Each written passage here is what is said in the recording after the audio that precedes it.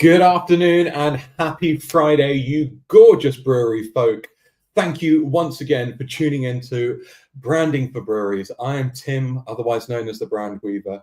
And Branding for Breweries, if you don't know by now, is the show where I invite guests from all over the world to come in, wax lyrical about their breweries, about what they do in the brewing world, in order to help your own brewery thrive and survive.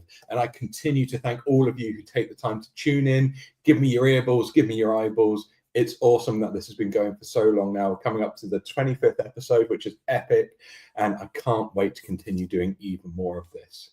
Now, today, I'm going to introduce you to the amazing Andy Parker. He is the founder of Elusive Brewing here in the UK, and they've got a really cool, nostalgic vibe. But I don't want to spoil anything. I just want to bring Andy in. We're going to have a great chat about how he built the brand, the identity, and what that has done for them, and what they're planning to do in the future. So without further ado, everyone, put your digital hands together for Andy. Andy. Hey, good afternoon. Hello, mate. How are you getting on, man? Yeah, good. Yeah, just on the stroke of midday. So yeah, good afternoon, everyone. It is. It's official. You're allowed to have a pint now, if you want to. It's just 12 Pint of o'clock. water. Hey, stay hydrated, my man. Stay hydrated. Andy, dude, I'm a big fan of your work. A big fan of the beers. Really big fan. Love it. Tried many of the beers. But if anything, I'm probably even more of a fan of the identity and the vibe that you've created around it. But before we dive into that too much, for those people who potentially haven't heard of Elusive because they're not UK based, or they're discovering other breweries, could you give us a little bit of background as to who you are, what you do, and where do you come from in a very blind date, Cilla Black-esque fashion? Yeah, so my name's Andy. Great to be on the broadcast. So I'm the founder and owner of Elusive Brewing. We're a small 5-barrel microbrewery based in Finchampstead in Berkshire. Which has got two breweries. Siren are over the road from us. Are our we call them our noisy neighbours, but actually massive help having them there because we're always in their pockets for things. But yeah, we've got a nice little community here in Finchampstead having two breweries. We started in 2016, so we're coming up to 10 years next year, at the start of next year. And I was a home brewer who was kind of had homebrewing as a hobby to kind of break the drudgery of my IT job. So every Sunday I would be in the kitchen and I'd brew some beer and then make dinner. That's how I kind of got into it and ended up joining a club and entering competitions, won a national competition, the prize of which was I had to have the beer brewed commercially by Dark Star and £5,000. And that became the deposit on the kit that we bought. This was back in 2014. And eventually we got up and running ourselves. So that's our little backstory.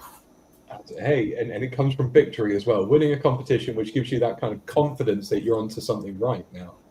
And did you say that was 2015 that you? So the competition was 2014, with the brewery started in 2016. Okay, so 10-year anniversary, very soon.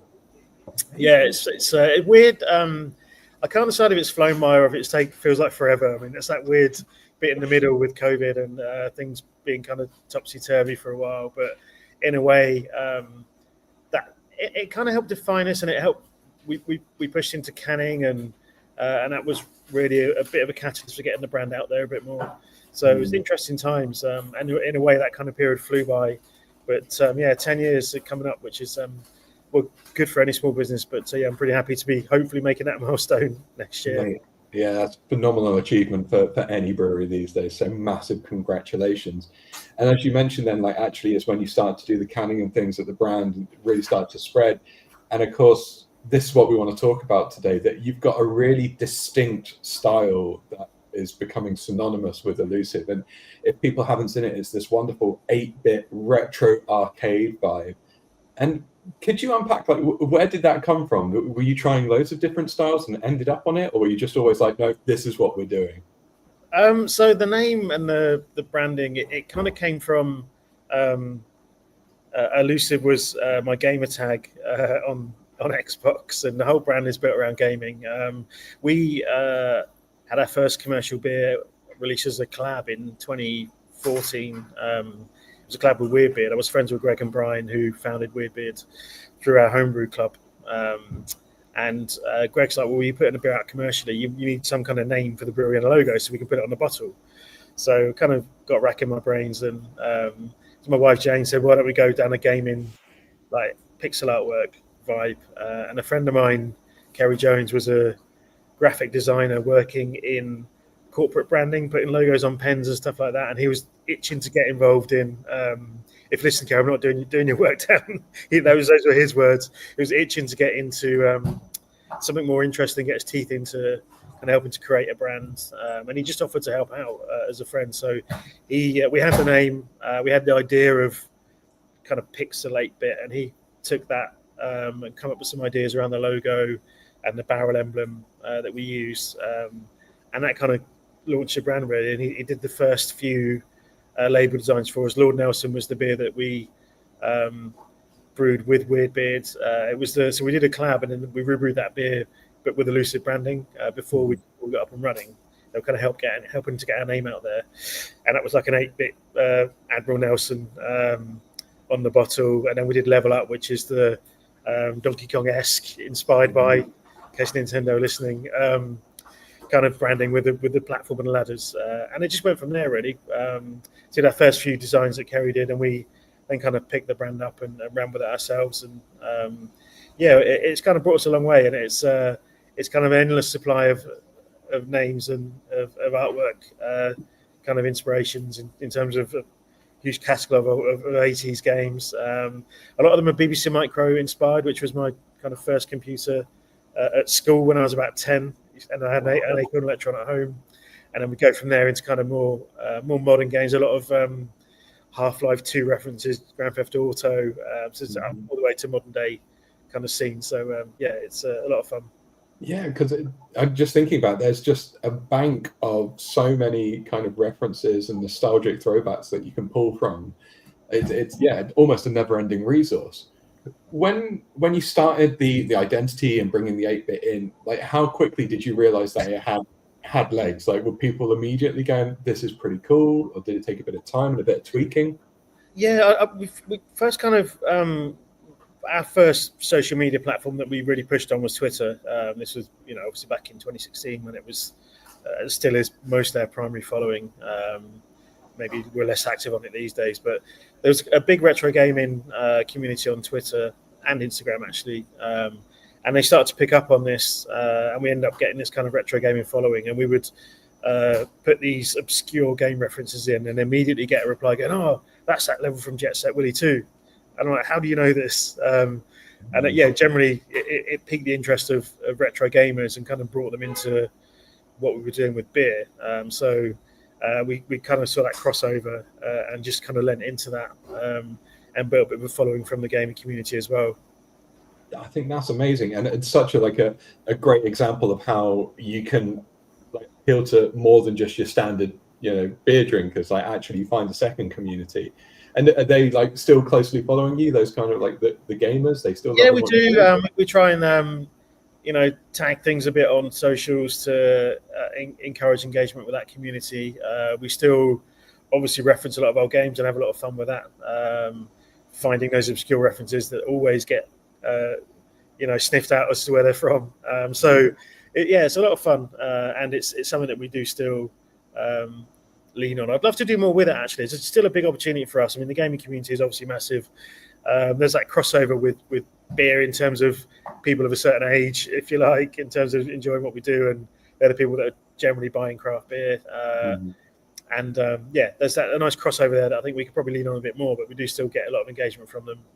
Yeah, I'm thinking I see all the Twitch streamers, they've got their can of Monster or Sneak energy drink, but then you've got that slightly different generation, not necessarily older, but different. And I'm pretty sure they're going to want a can of craft beer whilst they're smashing away on whatever system they're using. So, of course, the artwork is core, and you talked about using those almost Easter eggs and references into little games around the naming. But what other applications do you use in terms of where you apply the 8-bit? Because obviously in the tap room, I can see behind you've got some system kicking off in the background. But where else can people experience the vibe of the Elusive brand? Yeah, I mean, we built the tap room around Oregon Trail, which is our flagship beer. So the wall behind me is a giant recreation of the background on the label. And then over the other side of the tap room, we've got a wagon, which is some bench seating with wheels on it. So we kind of, it's a kind of an homage to our flagship beer.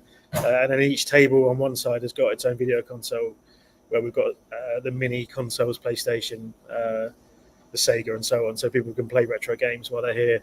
And it's interesting watching that dynamic, because you see mums and dads come in with their kids, and they're like, "Oh, you got to play this game. This is I used to play this," and watching the next generation of gamers kind of pick up on a really old game and start playing it is quite fun to watch. And also the perks of going, well, actually the kids are entertained for a little bit longer, so I can squeeze in another pint. Because I'm not shy in saying that. Keep the kids happy, the parents stay longer and spend more. So that's good for us. We also, every festival we go to, we tend to take a console or something with us, so people can play games at our bar, just to kind of cement that connection.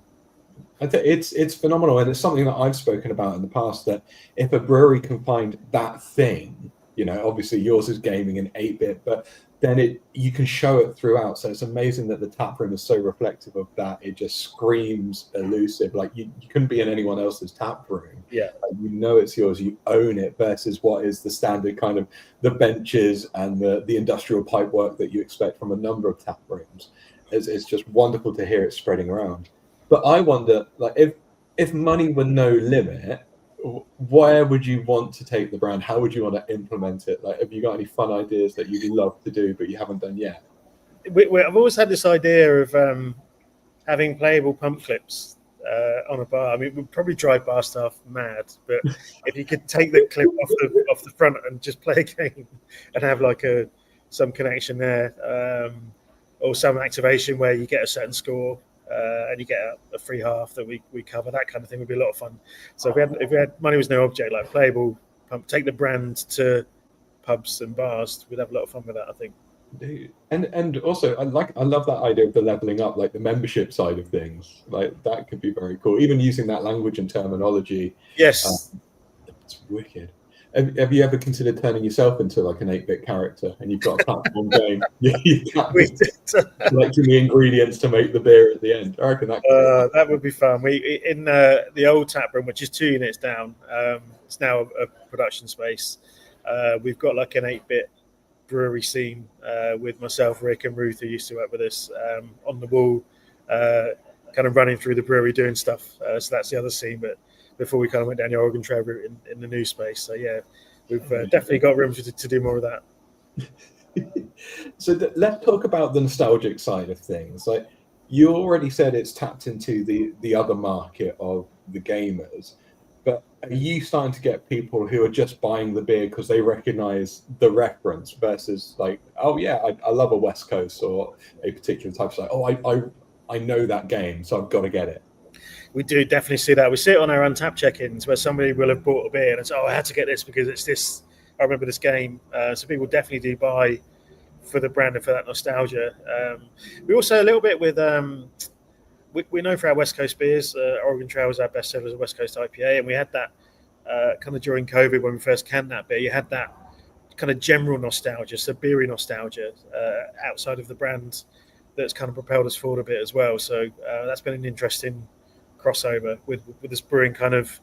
We do modern styles. We do all sorts. We've got a raspberry and watermelon beer we just canned, but we do most of our output and what we're known for is West Coast, which is seen as nostalgic in a sense as well. And that was, I think, during lockdown when people were being nostalgic about being able to go out. Was kind of took them back to fun times when they were probably drinking those beers if they were beer geeks back in the day when we all got into beer, kind of thing. Yeah. And you mentioned like the sour that you're just canning at the moment. How much thought is there that goes into kind of picking the name and how to align kind of that gamey 8-bit reference to the style? Is that quite easy to do, or can it be quite tricky? It's to be honest, I think a lot of people will tell you that coming up with a name is often the hardest bit. But it's been a mix of where I might come up with an idea for some artwork before we've designed the beer, so one leads to the other.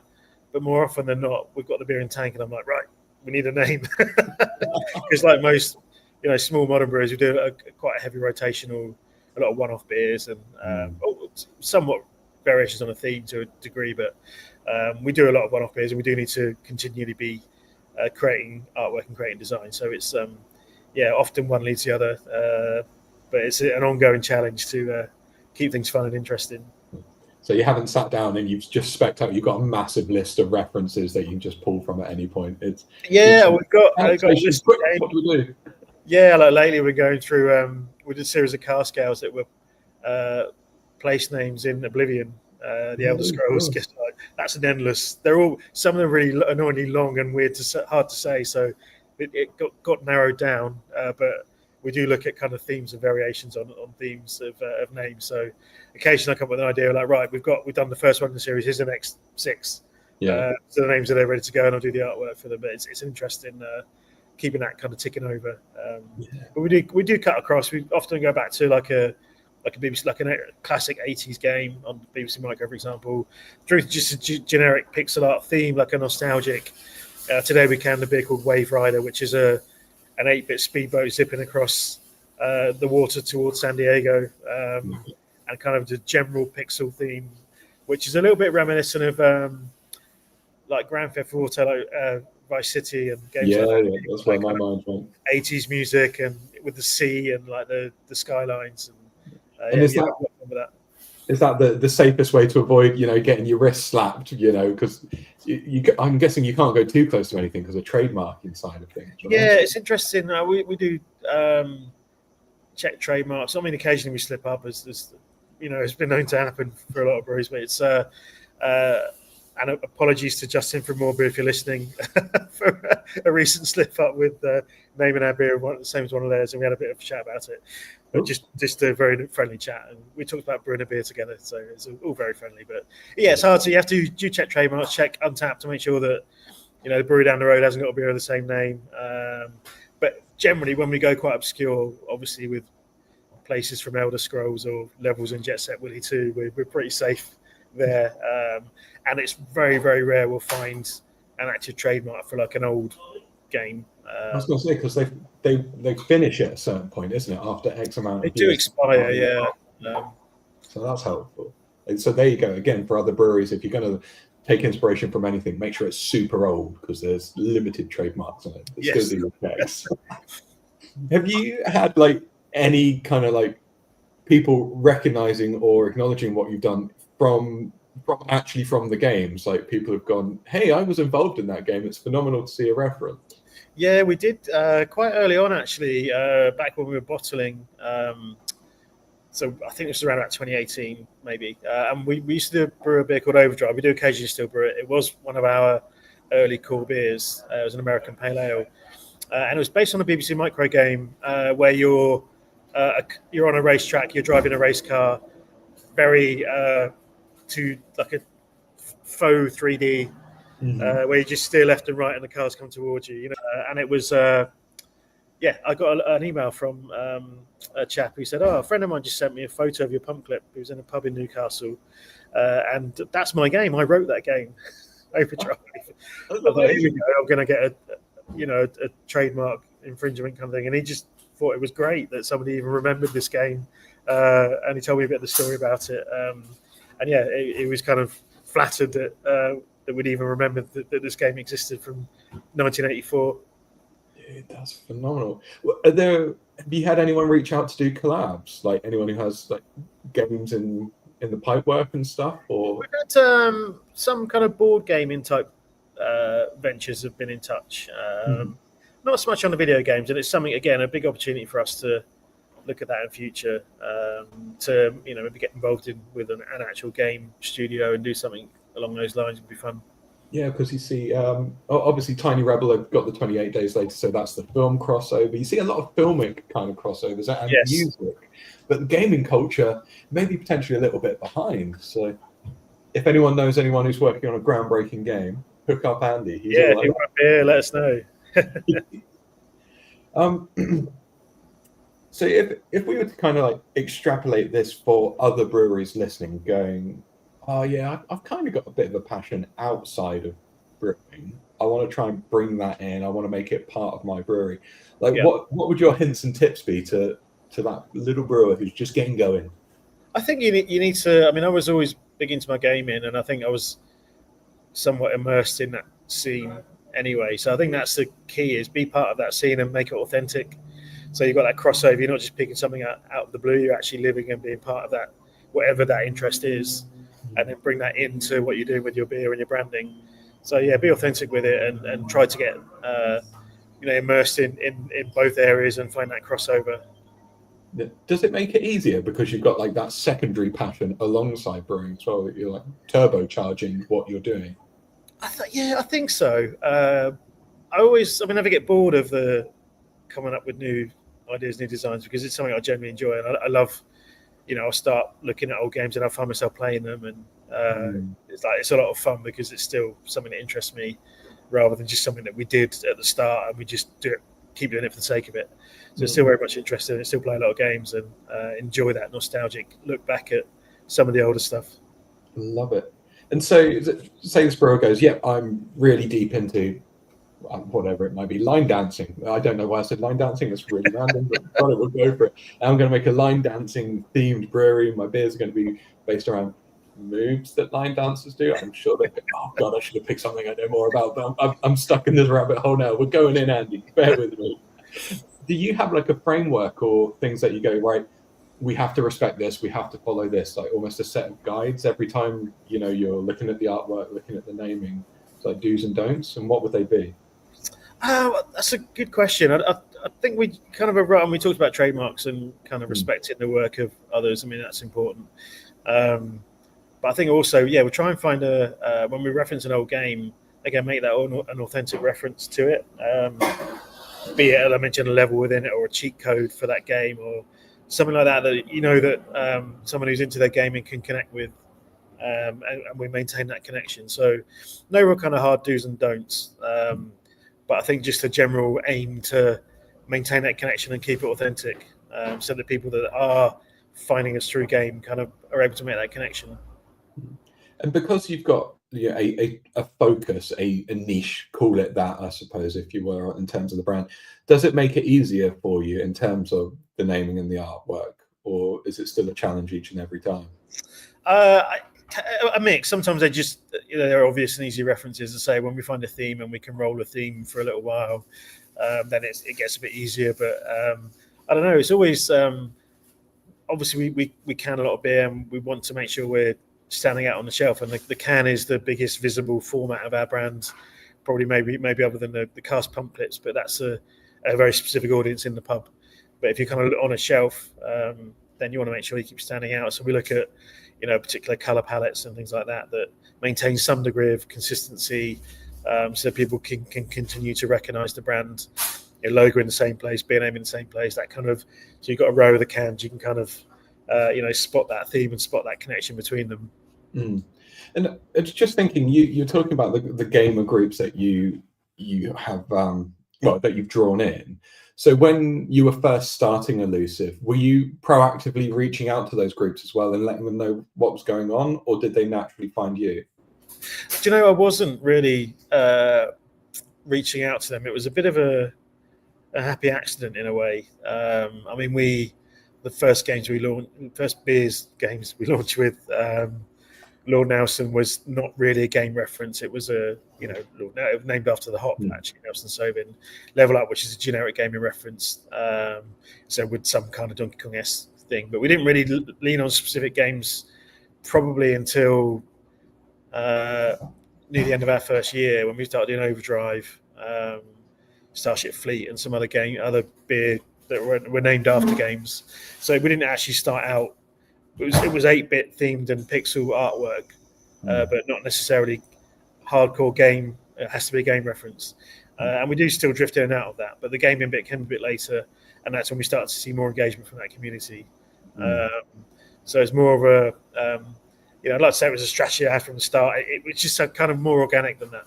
Yeah, but I suppose there must have been something that showed, if we start to lean a bit more into the gaming side of things, we're pulling more people in. So even if it wasn't a strategy, it's something you could clearly notice and learn from in many ways.